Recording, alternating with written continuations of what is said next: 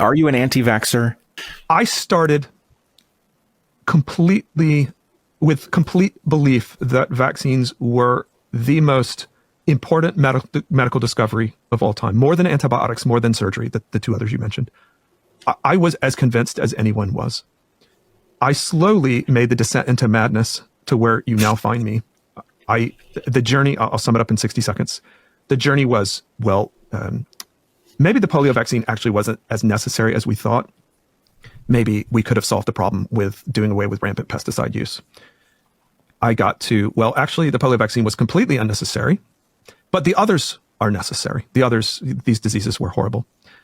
Through additional research and reason and understanding that the measles infection was an innocuous infection that no one ever died from with proper levels of nutrition, vitamin A in particular, I started to think, why was a measles vaccine invented? No one was dying of it in the United States. It wasn't a rampant, terrible disease.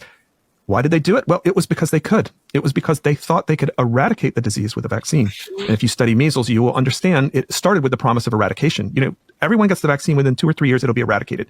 And on it goes till the point it's not eradicated.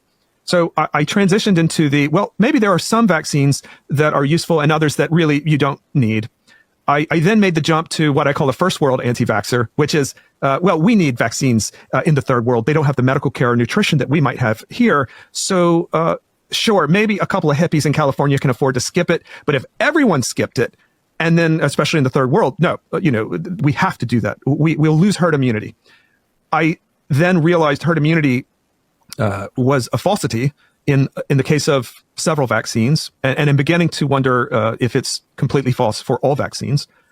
You will know this certainly with all the COVID and vaccine research you've done, that the notion of herd immunity is false for the COVID vaccine. It doesn't prevent its spread. Several other vaccines are certainly incapable of preventing its spread, and some of them, in fact, encourage its spread, such as the oral polio vaccine that Bill Gates administers in mass all across countries throughout the world. So I am now at the point, I apologize, dear friend, I am at the point where I believe vaccines are completely unnecessary, even in the third world.